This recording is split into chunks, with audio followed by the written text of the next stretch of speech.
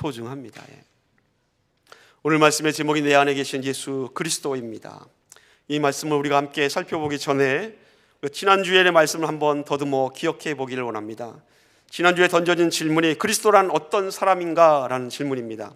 이 질문에 대해서 답하기를 내 안에 예수 그리스도께서 계시다라는 이 확신 가운데 있는 사람, 그 사람이 바로 그리스도인이라고 말씀드렸습니다. 그럼 내가 내 안에 예수님께서 계시다는 사실을 어떻게 내가 확실하게 알 수 있겠습니까? 그것을 알 수 있는 방법은 인간의 느낌이나 감정을 의지해서는 확실하게 알 수 없다고 했습니다. 왜 그런가 하면 인간의 감정이나 느낌이 들락날락하지 않습니까? 그렇기 때문에 내 감정을 의지해서는 주님을 확실하게 내 안에 주님이 계시다라고 확신할 수 없습니다. 그래서 많은 사람들이 주님과 인격적인 만남을 권유합니다. 주님과 인격적으로 만나라고 합니다. 그런데 예수님이 안 보입니다. 예수님의 손을 붙들 수도 없습니다. 주님의 음성을 들을 수도 없습니다. 그렇기 때문에 인격적인 만남이라는 것도 굉장히 애매모호합니다. 그래서 드렸던 말씀이 그러므로 주님이 내 안에 있는가를 확인하기 위해서 주님과 싸워보라고 말씀드렸습니다. 주님과 싸우라. 이 말은 실제로 예수님과 치고받고 싸우라는 말은 아니지 않습니까? 내 안에 있는 육신의 생각과 정욕과 이 죄의 요소들이 주님의 성품과 주님의 뜻과 생각과 싸워보라는 것입니다. 중요한 것은 이 싸움의 결과 아닙니까? 싸움의 결과가 어떤가? 주님이 이기는가? 아니면 내가 이기는가? 내가 항상 지고 주님이 이기면 그 자리에 남는 것은 무엇입니까? 주님의 성품이 남고 주님의 생각과 뜻이 남지 않습니까? 그러면 우리는 확인할 수 있습니다. 그때에 내 안에 주님이 성품이 남아있구나. 내가 졌더니 내 안에 주님의 생각이 남아있구나. 그러면 내 안에 예수님이 계시다는 것을 확인할 수 있다라고 말씀드렸습니다. 사랑하는 성도 여러분, 주님과의 싸움에서 내가 이기는 것이 아니라 항상 주님이 이길 수 있도록 여러분의 자리를 예수 그리스도에게 내어놓기를 예수님의 이름으로 부탁을 드립니다.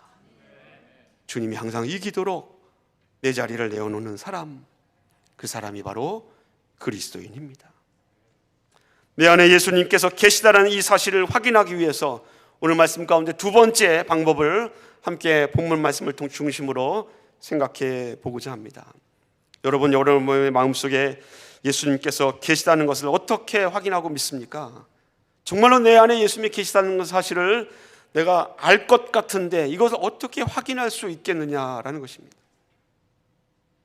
오늘 본문을 통하여 그 방법을 함께 찾아보려고 합니다. 지금 오늘 본문에 등장하는 고린도 교회는 심각한 분열과 도전과 갈등 가운데 있습니다. 고린도 교회의 분열과 갈등을 일으키고 또 순수한 복음을 전하는 것을 방해하고 교인들을 선동하는 자들이 있다라고 성경은 기록하고 있습니다. 그들이 거짓 사도들이요, 거짓 교사들이요, 사단의 속성을 그대로 닮은 거짓말하는 자들이라고 성경은 기록합니다. 이 교회를 선동하고 교회의 분열과 갈등을 조장하는 이 거짓말하는 자들이 가장 먼저 쓰러뜨리고 넘어뜨리기를 원하는 사람이 있습니다. 그 사람이 바로 누군가 하면 바로 사도 바울입니다. 어떻게든지 사도 바울만 넘어뜨리면 교회를 흔들 수 있다라고 그들이 생각했기 때문인 것 같습니다. 그래서 그들이 사도 바울에게 시비를 겁니다. 그 시비가 무엇인가 하면 사도 바울은 사도가 아니다라는 주장입니다. 바울은 사도가 아니다.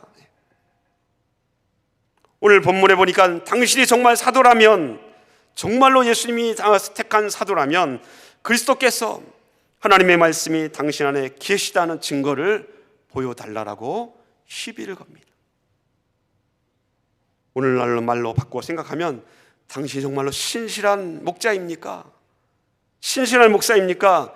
정말로 당신이 신실한 목사라고 한다면 당신 안에 하나님의 말씀이 계시다는 증거를 보여달라라는 것입니다. 거짓 선동을 일삼고 거짓말하는 자들에 대해서 바울이 반응합니다.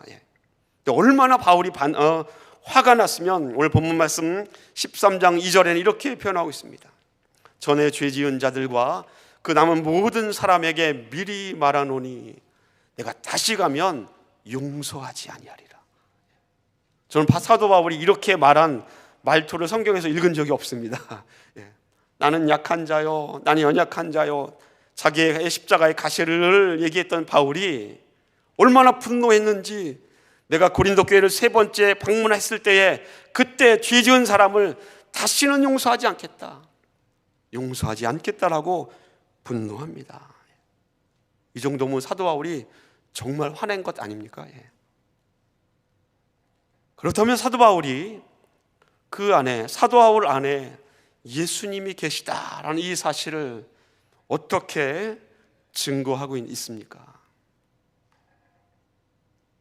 예수님께서 바울 안에 계시다는 사실을 어떻게 말하고 있는지 결론부터 말씀을 드리면, 예수님이 내 안에 계시다라는 이 증거는 체험을 통해서 확증하는 것이 아닙니다. 내 안에 예수님이 계십니다. 이 사실은 하나님의 말씀, 그 말씀 자체의 권위를 통해서 확증할 수 있다라는 것입니다. 믿습니까? 바울에게 있어서 자신이 사도인가 사도가 아닌가라는 이 사도직의 이 유무는요, 그것은 하나님께서 내 안에 말씀하시는 것, 그 말씀이, 내가 전하는 말씀, 내 입에서 나오는 것이 복음이 나가고 하나님의 말씀이 나가는가 안 나가는가에 거기에 기준이 있다라는 것입니다. 바울이 하나님의 말씀을 전하면 그 하나님의 말씀이 그 입을 통하여서 증거되고 있기 때문에 내가 사도다라는 것입니다.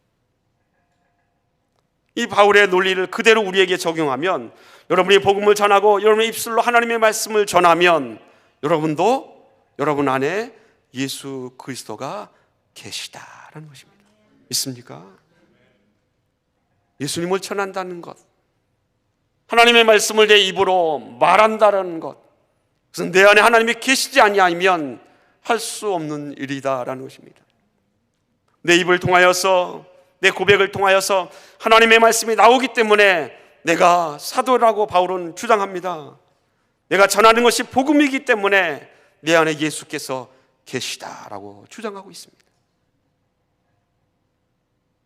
오늘 본문 5절 말씀은 이렇게 우리에게 권유합니다. 너희가 믿음의 안에 있는가? 너희 자신을 시험하고 너희 자신을 확증하라. 예수 그리스도께서 너희 안에 계신 줄을 너희가 스스로 알지 못하느냐? 지난주에도 동일한 말씀을 여러분과 함께 나누는데, 여러분 안에 예수 그리스도께서 계신 줄 여러분 알지 못합니까? 여러분 안에 주님이 계시다는 사실을 말씀 안에서 확증할 수 있기를 예수님의 이름으로 간절히 부탁을 드립니다. 근데 바울은, 여러분, 내 안에 예수님이 계십니다, 내 안에 예수님이 계시다는 이 사실을 사람들한테 말할 때에 복음의 내용 가운데 약한 것에 대해서 오늘 본문에 설명하고 있습니다. 내 안에 예수님이 계십니다 라고 했을 때, 그것을 증거해 보십시오 라고 했을 때 많은 사람들이 대답하는 답변이 무엇입니까? 내가 예수님을 어떻게 만났습니다, 예수님 나에게 어떻게 능력을 행하셨습니다, 예수님 나에게 기적을 보여주셨습니다, 이런 얘기를 하지 않습니까? 내가 체험한 얘기를 합니다. 근데 바울은 자기가 체험한 것, 다메섹에서 어떻게 예수님을 만났는지 그런 얘기를 하는 것이 아니라 예수님의 가장 약한 부분을 바울이 지금 설명하고 있습니다. 그것이 오늘 본문 고린도후서 13장 3절로 5절 말씀입니다. 아니, 고린도후서 13장 전체를 보면 바울이 약한 것에 대해서 계속해서 강조하고 있습니다. 4절에 보니까 그리스도께서 약하심으로 하나님의 능력으로 그를 살리셨다. 예수님이 약하기 때문에 십자가에 죽으셨다는 것입니다. 그런데 그 하나님께서 그 능력으로 예수님을 다시 살렸습니다 라고 바울이 선언합니다. 그리고 똑같이 이것을 우리에게 적용시켜서 4절 말씀의 하반절에는 우리들도 그리스도 안에서 약하나 하나님의 능력으로 주님과 함께 살릴 것이야 라고 기록하고 있습니다. 우리도 약하다. 그런데 하나님께서 약한 우리도 어떻게 하신다? 살리신다, 강하게 하신다고 기록하고 있습니다. 고린도후서 13장 7절 말씀은 버리운 자 같을지라도 선을 행하게 할 것이다 라고 기록하고 있습니다. 9절 말씀은 약할 때에 너희의 강한 것을 기뻐하라 라고 선언하고 있습니다. 바울은 이렇게 우리가 내 안에 예수님께서 거하시는지 안 거하시는지 알기 위해서 우리에게 스스로에게 너희가 약한 자인가를 물어보라라고 지금 우리에게 계속해서 도전하고 질문하고 있습니다. 너희가 약한 자인가? 내가 약한 자인가? 내가 정말로 약한 자인가를 물어보라는 것입니다. 왜 그렇습니까? 왜냐하면 성경 말씀은 내가 약할 때에 하나님의 능력으로 우리를 강하게 하시고 하나님의 능력으로 우리를 살린다라고 기록하고 있기 때문에 우리가 그리스도 안에서 약한가를 확인해 보라고 말씀하고 있습니다. 성경은 우리가 약할 때에 강하다라고 말씀합니다. 근데 여러분, 우리가 약할 때에 강하다라는 이 말은 이건 논리가 아니라 이 논리적이지 않지 않습니까? 이게 역설입니다. 이 약함과 강함은 서로 반대 아닙니까? 정반대인데 약할 때에 강하다라고 얘기하니까 이게 모순이 된다라는 것입니다. 약함은 약한 것이고 강함은 강한 것인데 강한 것이 더 강해지려면 강한 바람이 더 강한 바람이 불려면 그보다 더 강한 바람이 서로 합력해야 강한 바람이 불지 않습니까? 성경의 논리는 약하면 강하다라고 얘기하니까 이게 논리적이지 않고 패러독스, 역설적입니다. 이게 과연 어떻게 이 역설적인 성경의 주장 우리가 이해할 수 있겠습니까? 하나 예화를 드리면 이렇습니다. 여러분, 강풍이 불고 있습니다. 이 엄청난 강풍에 나무가 뿌리채 뽑혀서 날아갈 정도의 강풍이 지금 불고 있어요. 이것은 가능한 일입니다. 나무가 아무리 단단하게 뿌리를 받고 있을지라도 그 뿌리의 힘보다 더 강한 바람이 불면 나무는 뿌리채 뽑혀서 날아가지 않습니까? 근데 사람들은 동의합니다. 강한 바람이 불어서 나무가 뿌리채 뽑혀서 날아갔구나. 그렇게 생각하는 것은 이거는 논리적입니다. 그런데 아무리 강한 바람도 약하디 약한 갈대를 뽑아내지를 못합니다. 그건 논리적이지 못합니다. 그렇게 강한 바람이 부는데 갈대를 뿌리채 뽑을 수 없거든요. 왜 그렇습니까? 갈대가 휘어집니다. 바람이 부는데 이리저리 휘어지고 이리저리 흔들리는데 갈대를 뽑을 수가 없어요. 약한 갈대가 강풍을 견디니 그럴 때 우리가 약한 갈대가 강풍을 견뎠구나. 약한 것이 강하다라는 이 말씀을, 이 이야기를 갈대에게는 적용할 수 있지 않습니까? 근데 바울은 지금 이 약한 갈대와 같은 존재가 바로 우리 그리스도인이다라고 얘기하고 있는 겁니다. 바울은 우리가 강풍을 견디는 갈대와 같이 그런 갈대가 되기 위해서는 성경 말씀에 예수 그리스도가 절대적으로 필요하다라고 성경에 기록하고 있습니다. 본문을 한번 볼까요? 4절에 보니까 4절에 표현하기를 그리스도께서 약하심으로 십자가에 못 박혀 죽었다랍니다.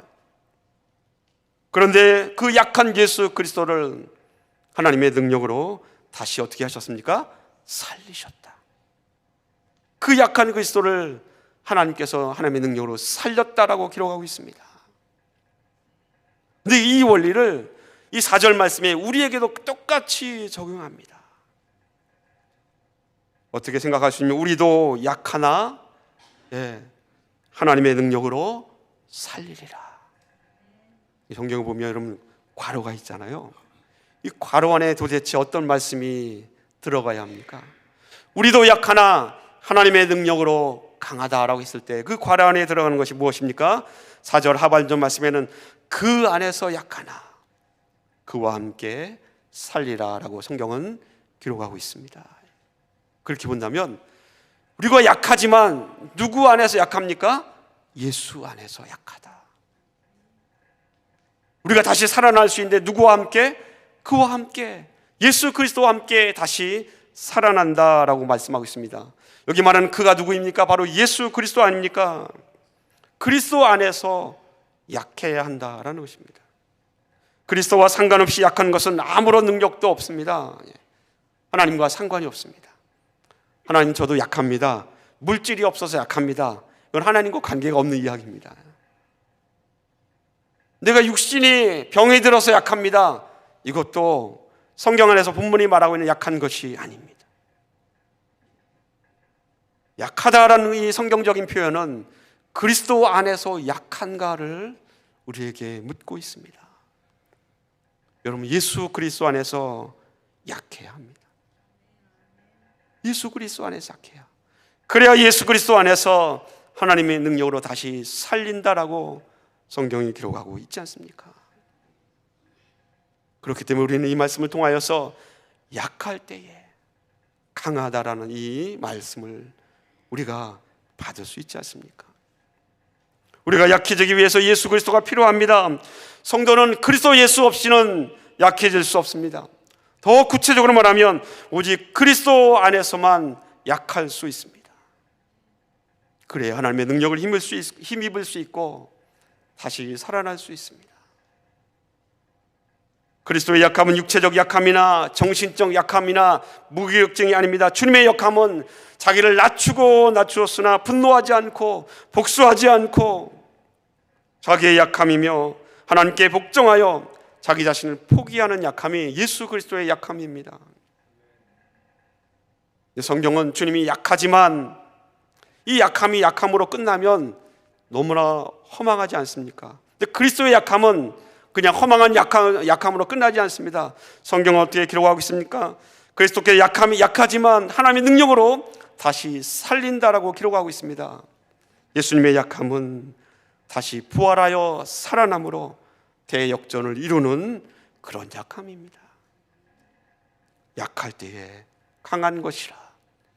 이 말씀이 우리 그리스도 안에서는 이 말씀이 성립됩니다.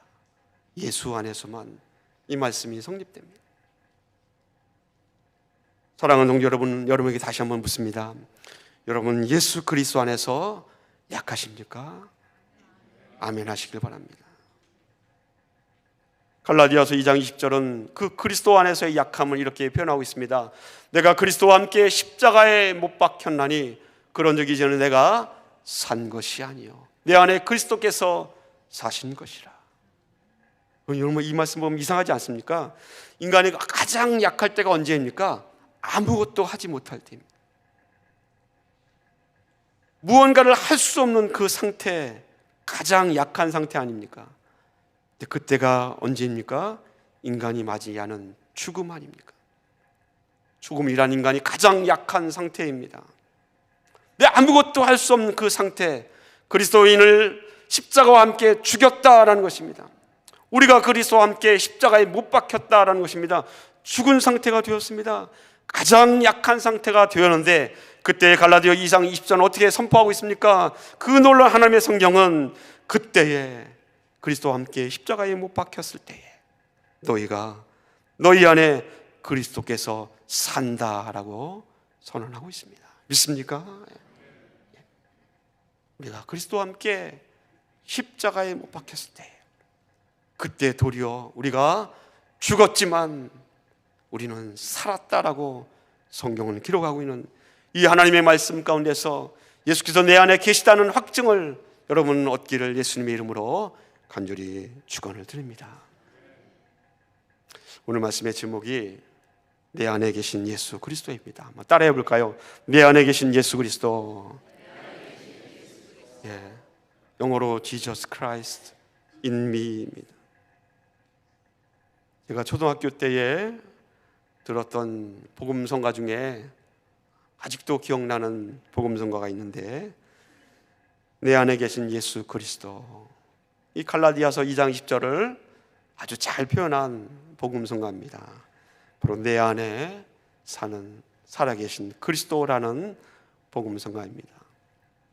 우리 찬양을 한번 찬양할 텐데 이 찬양 그냥 부르는 노래가 아니라 내 안에 예수님이 계십니다.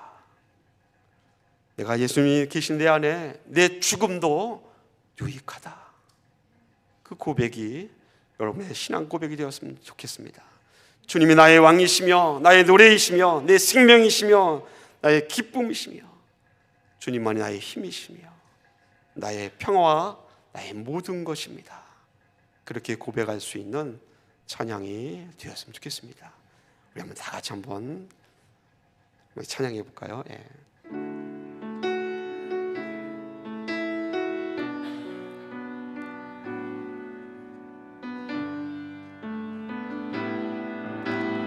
내 안에 계신 주,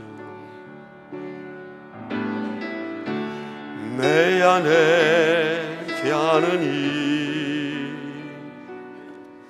예수 그리스도니 나의 죽음도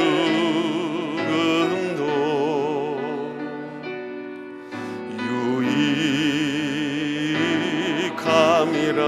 나의 왕 나의 주 나의 왕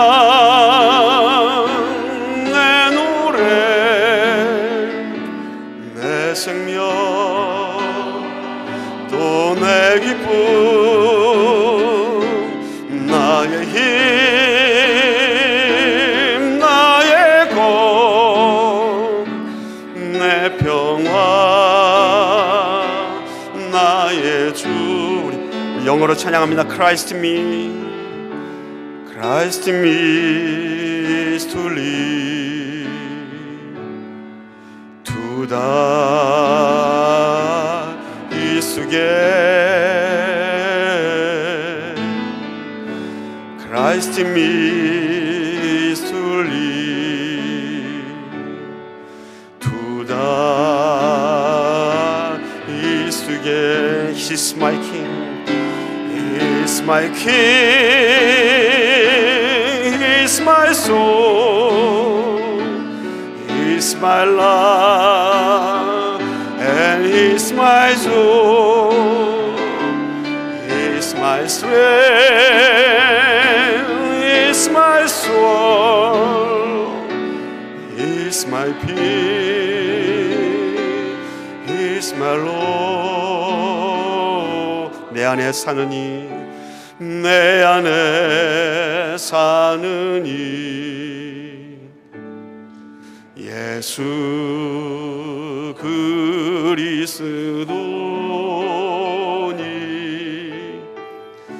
나의 죽음도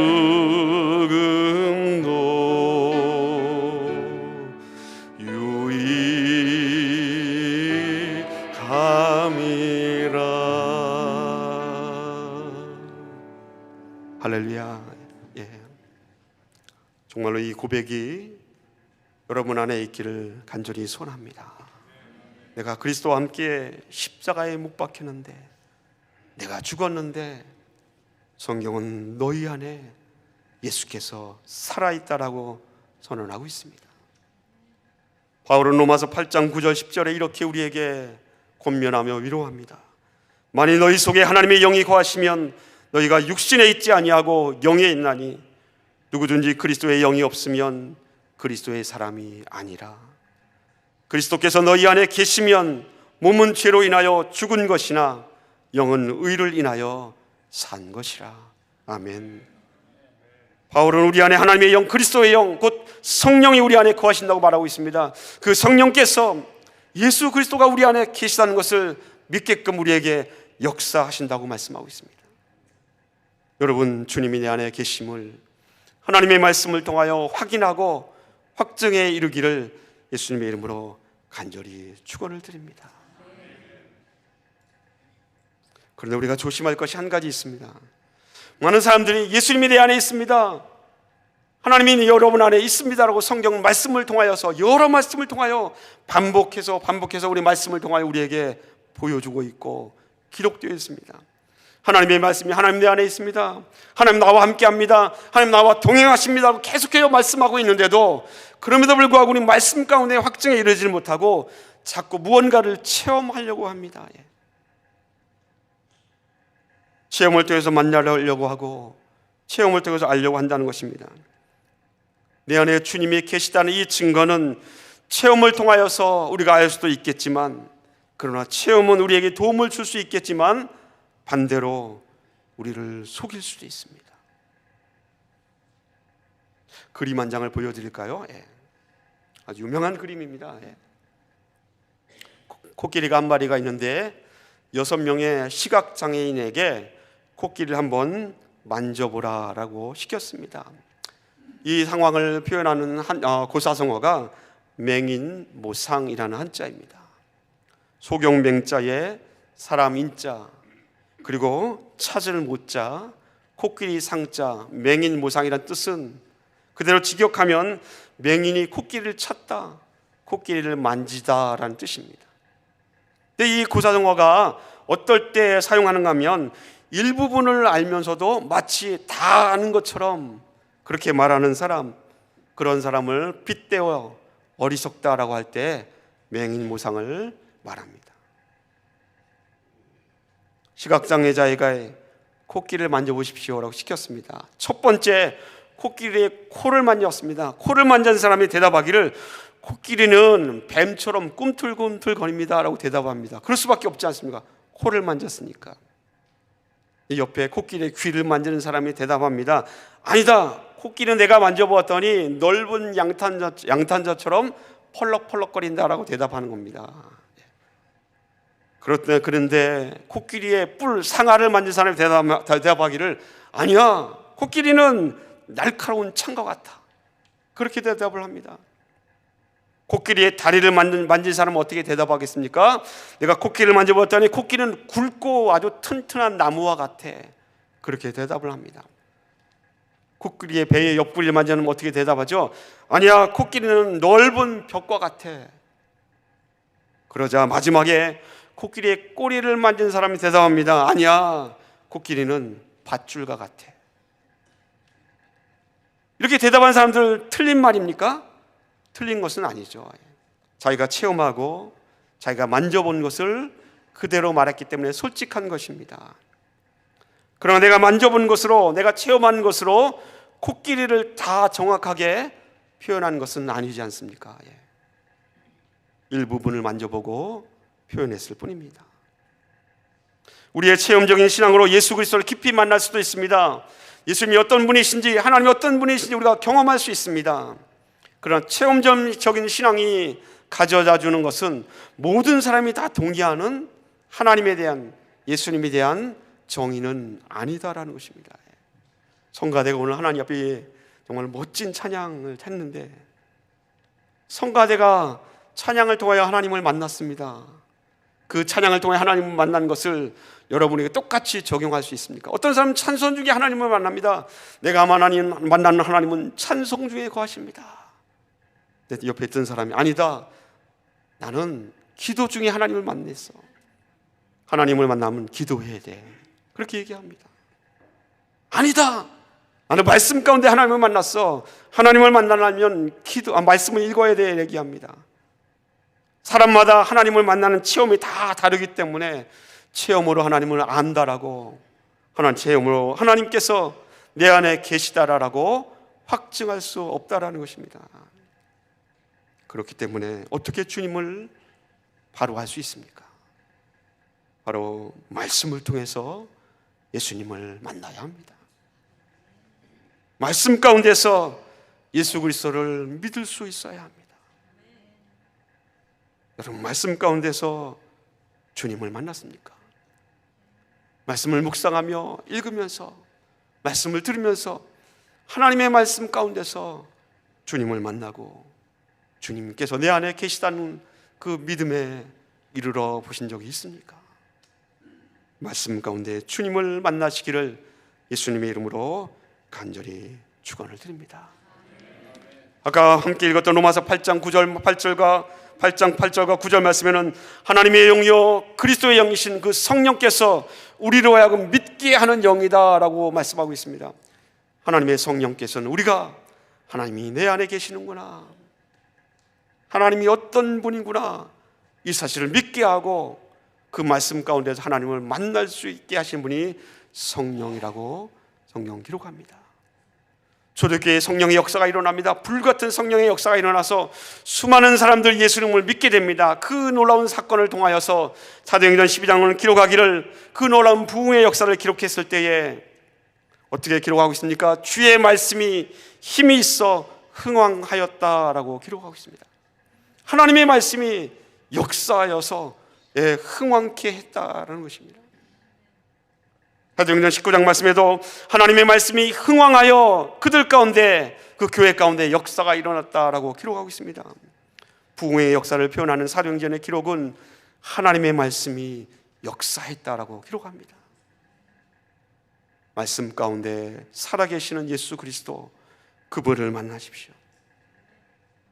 말씀 안에서 예수님이 내 안에 계시다라는 그 확증 가운데 이르를 수 있는 복된 성도들 되시기를 예수님의 이름으로 간절히 축원을 드립니다. 여러분, 말씀을 맺습니다. 저와 함께 바울이 권면하는 마지막 말씀을 함께 읽어보기를 원합니다. 에베소서 3장 16절로 17절 말씀입니다. 우리 다 같이 함께 읽어볼까요? 그의 영광의 풍성함을 따라 그의 성령으로 말미암아 너희 속사람을 강건하게 하시오며 믿음으로 말미암아 그리스도께서 너희 마음에 계시게 하시옵고. 아멘. 바울이 어떻게 말하고 있습니까? 내 안에 예수 그리스도를 확증하게 해주신 그 증거를 성령께서 알게 하신다. 성령께서 나의 속사람을 능력으로 어떻게 하신다? 강하게 하신다. 사랑하는 성도 여러분, 내 안에 계신 예수 그리스도, 그분을 하나님의 말씀 가운데 만나십시오. 그리고 말씀 가운데서 내 안에 예수님이 계시는구나, 그것을 확증하십시오. 내가 그리스도 안에서 약할 때에 하나님께서 나를 강하게 하신다라는 이 말씀처럼 내가 죽을 때에 내 안에 예수께서 살아계신다라는 이 놀라운 하나님의 말씀의 신비한 비밀을 우리가 깨닫게 되기를 예수님의 이름으로 간절히 축원을 드립니다. 기도하겠습니다. 살아계셔 역사하신 하나님 아버지, 우리 안에 살아계신 예수 그리스도,